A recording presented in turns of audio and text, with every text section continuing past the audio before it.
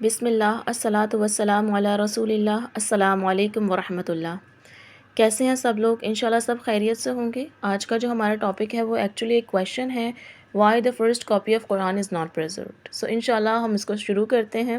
نحمدہ ونصلی علی رسولہ الکریم، اما بعد، رب اشرح لی صدری ویسر لی امری واحلل عقدۃ من لسانی یفقہوا قولی، ربی زدنی علما۔ May Allah give me the clarity of speech. آمین یا رب العالمین۔ I want to explain it to everyone actually why the first copy of the Quran is not preserved. یہ questions اکثر مسلمس کو نان مسلمس کی طرف آتا ہے، رائٹ؟ آئی مین نان مسلمس مسلم سے کرتے ہیں۔ مجھ سے بھی ایک کویشچن کیا گیا تھا، اس وقت میرے پاس جواب نہیں تھا، اور جو جواب تھا وہ اس وقت ہم سب مسلمانوں کے ذہن میں ہے۔ سو دا کویشچن واز، وہ ایک لڑکی نے کرا تھا مجھ سے when I was preparing for the medical entrance, وہ ہمارے ہی گروپ میں تھی، اور اس نے مجھ سے پوچھا، ایکچولی وہ سب لڑکیاں مجھے تنقید کا نشانہ بناتی تھیں، وہ ایسے ایسے کویشچنز لاتی تھی، اور چونکہ آئی واز جسٹ 17 تو میرے پاس بہت سارے آنسرز نہیں تھے، بلکہ زیادہ تر آنسرز میرے پاس نہیں تھے، اور میں قرآن اسٹوڈنٹ بھی نہیں تھی اس ٹائم، تو قرآن بھی نہیں پڑھا تھا۔ قرآن بہت اچھے طریقے سے سوچنا سکھاتا ہے، اور وہ سوچنا اس وقت مجھے نہیں آتا تھا۔ تو اس نے مجھ سے کویشچن کیا کہ اگر قرآن اتنی بڑی چیز ہے، قرآن اتنی بڑی ریولیشن ہے، تو قرآن جو پہلی بار لکھا گیا ہوگا وہ کہاں ہے؟ وہ کہیں پریزرو تو ہونا چاہیے نا، اس کی کوئی نشانی، کوئی پہچان، کچھ تو ہونا چاہیے کہ پہلی چیز تم لوگوں نے گما دی، ان دا سینس کہ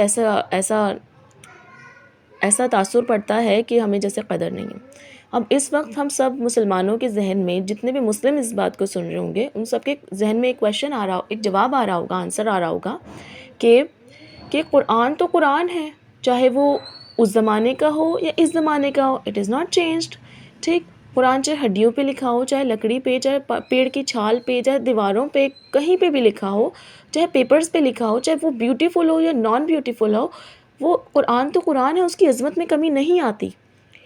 یہ بات میں نے بھی اس سے کہی، اور آپ سب کے بھی ذہن میں آ رہی ہوگی، لیکن اس بات سے آپ ایک ایسے شخص کو کنونس نہیں کر سکتے جس کے دل میں سرے سے قرآن کی عظمت ہی نہ ہو، رائٹ؟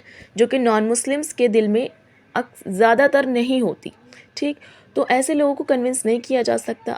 اب ہماری سوسائٹی میں تو سبھی قسم کے لوگ ہیں، اور ہم پر سوال بھی آتے ہیں، سو ہمارے پاس جواب ہونا چاہیے۔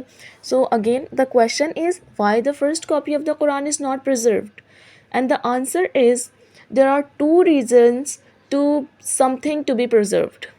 کسی بھی چیز کو پریزرو کرنے کے، اس کے میوزیم میں رکھنے کے، اس کے محفوظ کرنے کے 2 ہی ریزنز ہوتے ہیں۔ ایک تو یہ کہ وہ ختم ہو چکی ہو، اب وہ زمین کے کسی خطے پر، کسی کانٹیننٹ پر، کسی کنٹری میں نہیں پائی جاتی، ٹھیک؟ تو چیز پریزرو کی جاتی ہے تاکہ لوگ اس کو آ کر دیکھ سکیں کہ پہلے کیسے ہوا کرتا تھا، جیسے ہڑپن سویلائزیشن، رائٹ؟ اور بھی بہت ساری چیزیں، پرانے زمانے کی بہت ساری چیزیں جو ہیں پریزروڈ ہیں، میوزیمس میں رکھی ہوئی ہیں، لیکن کیونکہ وہ اب نہیں پائی جاتی، لوگ دیکھ سکیں، اس سے اندازہ لگا سکیں کہ پہلے کیا ہوا کرتا تھا، کیسے لوگ رہا کرتے تھے، ٹھیک؟ ایک تو رہا یہ ریزن۔ دوسرا ریزن کسی بھی چیز کے پریزروڈ ہونے کا یہ ہوتا ہے کہ وہ ماڈیفائی ہو گئی ہو، تو اس کی تصویریں یا وہ بذات خود اس چیز کو پریزرو کیا جاتا ہے۔ جیسے آپ دیکھیں کمپیوٹرز کتنے ماڈیفائی ہو گئے، آئی تھنک 4th یا 5th جنریشن چل رہی ہے۔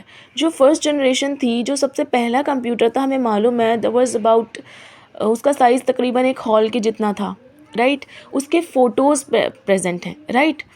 اور بھی بہت ساری چیزیں جو ماڈیفائی ہو گئیں، ان کے پرانے ورژنز میوزیم میں پریزرو کیے گئے ہیں بطور نشانی کے پہلے ایسے شروع ہوا تھا، ٹھیک؟ تو دو ریزنز ہوتے ہیں کسی بھی چیز کے پریزرو ہونے کے، کہ یا تو وہ ختم ہو گئی ہو سرے سے، اب نہیں ہوتی، اب نہیں ملتی، اب نہیں پائی جاتی، یا پھر وہ ماڈیفائی ہو گئی ہو تاکہ لوگ دیکھ سکیں کہ کہاں سے شروع ہوا تھا، اب ہم کتنے ڈیولپ ہو گئے، کہاں پہنچ گئے ہیں، ٹھیک؟ اور ہم دیکھیں قرآن میں سبحان اللہ یہ دونوں ہی چیزیں نہیں ہوتی، نہ قرآن ختم ہوا نہ ہوگا، نہ قرآن ماڈیفائی ہوا نہ ہوگا، رائٹ؟ تو اس لیے قرآن کو پریزرو کرنے کی کبھی ضرورت نہیں ہے۔ اور ہم بینگ اے مسلم، ہمیں ایک بات سمجھ میں آتی ہے، اللہ تعالیٰ نے کہا اِنَّا نَحْنُ نَزَّلْنَا الذِّكْرَ وَإِنَّا لَهُ لَحَافِظُونَ، بے شک ہم ہی ہیں جس نے ذکر نازل کے ذکر یہاں پہ قرآن کو کہا گیا اور ہم ہی اس کی حفاظت کرنے والے. بٹ ایک نان مسلم جو اللہ ہی کو نہ مانتا، اس وجہ سے اللہ کا انکار کرتا، اس کو تو یہ بات سمجھ میں نہیں آئے گی.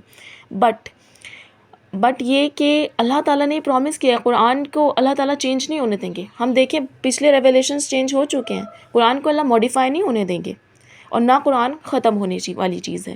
That's why it is not پریزروڈ.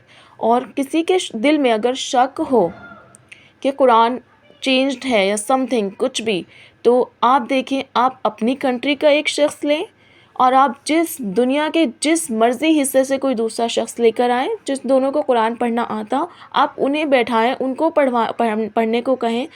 آپ ان کو سیم سورہ، سیم پیج، سیم آیا بولیں گے، ان کو آپ کو مزید کھول کر دینے کی ضرورت نہیں پڑے گی. ہر بک میں، دونوں قرآن کی کاپیز میں وہ خود کھول لیں گے اور سیم بات پڑھیں گے.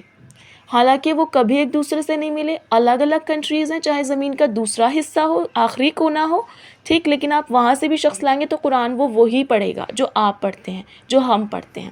Because Quran is not changed. اگر قرآن میں ذرا بھی چینج آیا ہوتا تو کہیں نہ کہیں کنٹری میں وہ مل جاتا، کوئی نہ کوئی اس کو الگ پڑھتا. But Quran has not changed, Quran has not modified, Quran won't be modified. الحمد للہ، الحمد للہ. اور بیوٹیفل بات اس میں یہ ہے کہ یہ بات میرے سمجھ میں جب آئی، انفارچونیٹلی اس وقت میرے پاس جواب نہیں تھا، اور ریزن یہی ہے کہ میں قرآن اسٹوڈنٹ نہیں تھی. آپ کوئی بھی I was medical student, I was not Quran student. That time مجھے صرف اور صرف عربک میں آتا تھا پڑھنا، ٹھیک. تو آپ جو بھی اسٹوڈنٹ ہیں، جس بھی فیلڈ سے آپ کا تعلق ہے، یو مسٹ انڈرسٹینڈ دا قرآن. ہر ایک کو شعوری زندگی جینے کے لیے قرآن سمجھنا بے انتہا ضروری ہے. یہ صرف آپ کو ریلیجس لائف نہیں سکھاتا، یہ آپ کو ہر قسم کی زندگی سکھاتا ہے. ہر اسپیکٹ آف لائف قرآن سکھاتا ہے. آپ کو آپ کی اسٹڈیز میں ہیلپ کرے گا، آپ کو آپ کے لائف سٹائل میں ہیلپ کرے گا، آپ کو گھر کیسے مینیج کرنا ہے، آپ کو بزنس کیسے مینیج کرنا ہے، آپ کو اپنی ہیلتھ کیسے مینیج کرنی ہے، آپ کو اپنا روٹین کیسے مینیج کرنا ہے، آپ کو لوگوں کے ساتھ کیسے ڈیل کرنا ہے، آپ کو سوسائٹی کے ساتھ کیسے ڈیل کرنا ہے، آپ کو اپنے خود کے ساتھ کیسے ڈیل کرنا ہے، آپ کو سوچنا کیسے ہے، سوچنا سکھاتا ہے قرآن. یہ ساری باتیں قرآن سکھاتا ہے. اور ہمیں بے انتہا چیزیں قرآن میں پڑھتی ہوں اب تو بہت حیرانی ہوتی ہے کہ یہ چیز اللہ تعالیٰ نے کب بتائی، یہ تو کب جا کے ڈسکور ہوئی ہے.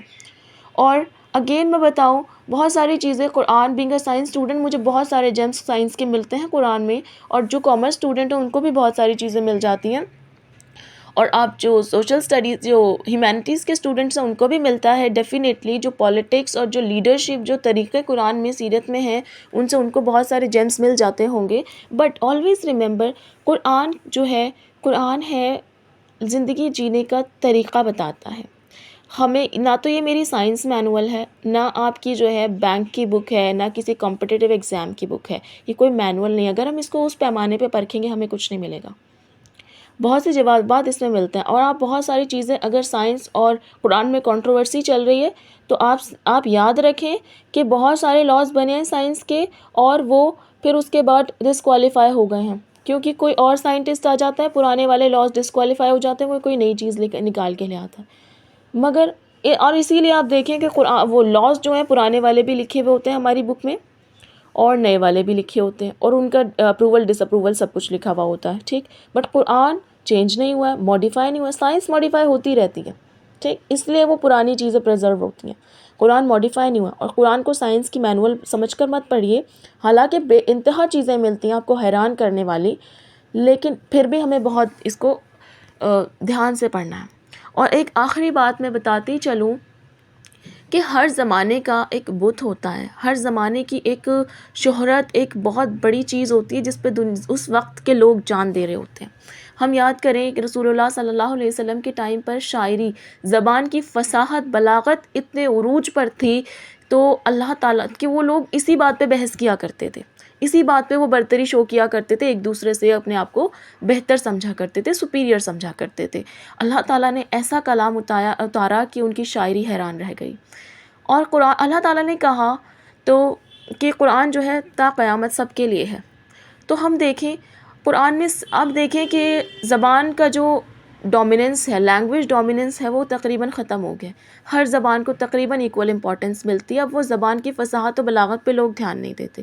تو یہ بات اب لوگوں کو سمجھ بھی نہیں آتی، بہت سارے لوگوں کو. لیکن چونکہ قرآن تا قیامت ہدایت ہے، ہم دیکھیں آج کا بت ٹیکنالوجی ہے، آج کا بت ڈیولپمنٹ ہے، آج کا بت جو ہے سائنس ہے. تو قرآن میں کتنی ٹیکنالوجی ملتی ہے اور کتنی سائنس ملتی ہے، آپ حیران رہ جائیں گے جب پڑھیں گے. Marine engineering, craft of the ships and boats Quran میں موجود ہے. ایمبریولوجی موجود ہے. اللہ کے نبی صلی اللہ علیہ وسلم نے کبھی سمندر کا سفر نہیں کیا. وہ ایک شخص کہتا ہے مرج البحرین یلتقیان بینہما برزخ لا یبغیان، دو سمندر ہیں آپس میں ملتے ہیں، گھلتے نہیں ہیں، ان کے بیچ ایک پردہ ہے، وہ اس کو کراس نہیں کرتے ہیں. سورہ رحمان میں اللہ تعالیٰ نے فرمایا. اگر سوچنے والا شخص ہو تو وہ یہاں سے بھی سوچ لے کہ جس شخص نے کبھی بحری سفر ہی نہیں کیا، اس کو کیسے پتہ دو سمندر ایسے ہیں اور آپس میں نہیں مل رہے. کسی نے پورے ٹائم آبزرو تو نہیں کیا نا کہ کیا پتہ دن کے کسی حصے میں ملتے ہوں، کیا پتہ کسی رات کے حصے میں ملتے ہوں. نہ وہ گئے، ایون ناٹ آبزرونگ. پھر بھی وہ شخص ایسا کہہ رہا ہے. جو شخص سیکھنے والا ہوتا ہے اس کو کہیں سے بھی مل جاتی ہیں چیزیں سیکھنے کے لیے. جس نے نہیں سیکھنا اس نے تنقید کرنی ہے. سو ہم سیکھنے والے بنیں، سوچنے والے بنیں. اللہ تعالیٰ قرآن میں کہتے ہیں افلا تعقلون، کیا تم سوچتے نہیں ہو؟ ارے تم سوچتے کیوں نہیں ہو؟ سوچنے سے جواب مل جائیں گے. بے انتہا کنفیوژنز ہوں گی دل میں، دماغ میں، لیکن جواب مل جائیں گے. قرآن پڑھیں، سارے جواب ملیں گے. کچھ ایک چیزیں ہیں متشابہات، ان کے پیچھے نہیں پڑھنا ہے. باقی کی تو آپ کو پرمیشن ہے، سب کو پرمیشن ہے کہ آپ ڈھونڈیں جواب. اگر علماء کرام جواب نہ ڈھونڈتے، اتنی صحابہ محنت نہ کرتے، تو ہم تک یہ اتنی سارے علم کیسے پہنچتا.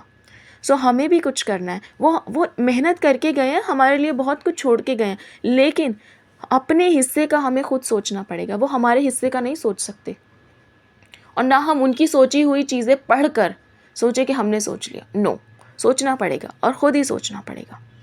سو انشاءاللہ تعالی ہم سب قرآن کو تدبر کی نیت سے پڑھیں گے. ریسیٹیشن کی اپنی امپورٹنس ہے، تدبر کی اپنی امپورٹنس ہے. Ponder over the Quran, ponder over the Quran. بہت ساری چیزیں ملیں گی دنیا اور آخرت کو سنوارنے کی. سو انشاءاللہ تعالی ہم مزید اس کے بارے میں ڈسکس کریں گے. جزاک اللہ خیر. فار ناؤ السلام علیکم ورحمۃ اللہ وبرکاتہ.